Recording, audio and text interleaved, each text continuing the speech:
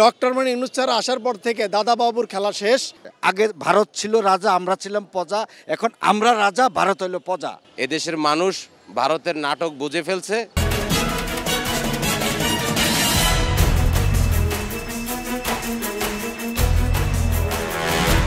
দর্শক শুভেচ্ছা, জনতার কথা অনুষ্ঠানে আপনাদের স্বাগত জানাচ্ছি। আমি আসিফ সুমিত। আপনারা জানেন জনগণের মতামত তুলে ধরতে একুশে টেলিভিশনের নিয়মিত আয়োজন জনতার কথা। আজকে সাধারণ মানুষের কথা শুনতে আমরা এসেছি রাজধানীর দিলকুশা এলাকায়। আমাদের প্রত্যাশা দেশে শক্তিশালী গণতন্ত্র, আমরা চাই সরকারকে সহায়তা করতে। দর্শক, একটি প্রসঙ্গ উল্লেখ করতে চাই। আমরা দেখতে পাচ্ছি প্রতিদিনই বাংলাদেশের বিভিন্ন সীমান্ত দিয়ে ভারতের যারা বর্ডার গার্ড রয়েছেন তারা প্রতিদিনই বাংলাদেশে ঠেলে ঠেলে লোক পাঠাচ্ছেন। মূলত এই বিষয়টি বাংলাদেশের সাধারণ মানুষ কিভাবে দেখছেন জেনে নেব তাদের কাছ থেকে। কি মনে হচ্ছে আপনার? পরিকল্পিতভাবে পুশব্যাক করা হচ্ছে।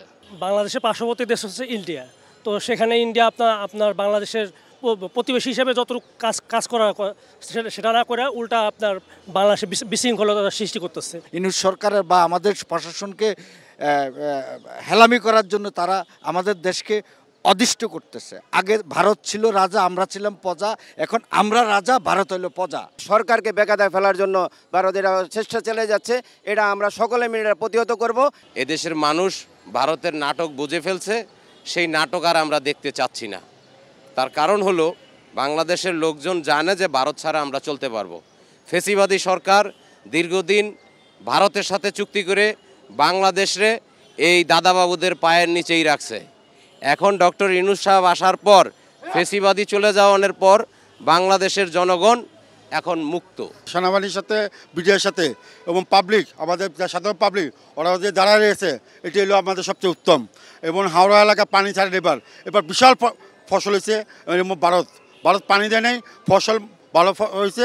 যে ষড়যন্ত্র করতেছে, আমরা ভারতে বলতে চাই আমাদের সাধারণ পাবলিক, বাঙালি এবং সেনাবাহিনী প্রশাসন যা আছে, আমরা আছি, আমরা ইনশাল্লাহ জয় হবো ইনশাল্লাহ। পরিকল্পিতভাবে আমার দেশকে অস্থিতিশীল করার জন্য যে চিন্তাভাবনা সে করতেছে, তার এই উদ্দেশ্য এই দেশে হাসিল হবে না।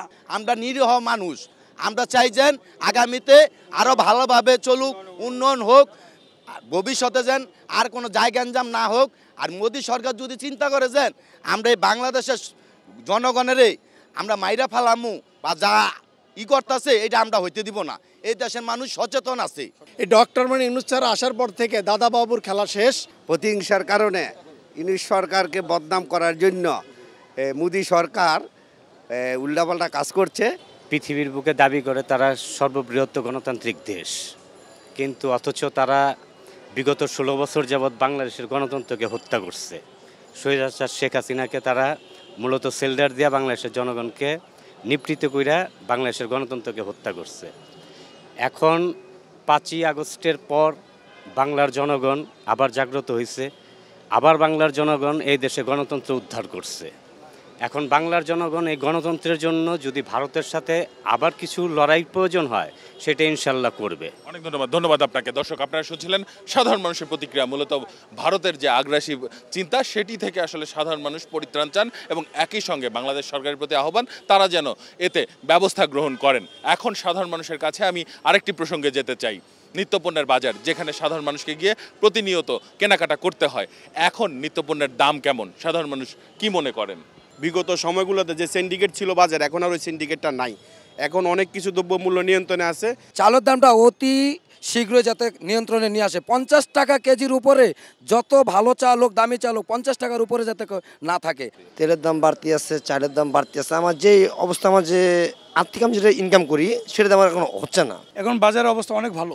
তেলের দাম বাড়াই দিয়েছে, চালের দাম বাড়ানো হয়েছে। এই চালের দামটা একটু নিত্য কমাই দিলে আমাদের সাধারণ লোকের জন্য সুবিধা হয়। চালের দামটা যদি একটু সরকার যদি একটু কমাই দেয়, চাল তেল, তাহলে আমাদের সাধারণ জনগণের জন্য অনেক ভালো হয়। মধ্যবিত্ত যারা আছি, আমাদের জন্য তেল চাল এই দুইটার দাম যদি একটু কমায়, আলু পেঁয়াজ যেটা আছে এটা সাধারণ মানুষ এখন কিনে খাইতে পারতেছে, কিন্তু ভোজ্য তেল যেটা, তারপরে আপনার চাল অনেক বেশি। এদেশের জনগণ কর্মহীন, খুব দ্রুত কর্মসংস্থানের ব্যবস্থা করলে বাজারের যে পরিস্থিতি, এটা সমাধান হয়ে যাবে। আমার কাছে সবচেয়ে ভালো লাগতেছে একুশে টেলিভিশনের জনতার কথা, এই যে এটা উন্মুক্ত এখন আমরা বলতে পারতেছি। নিত্যপণ্যের দাম একটু বেশি আছে, ভরা মৌসুমেও আমরা ন্যায্য মূল্যের চাল পাচ্ছি না, 50 টাকার কমে।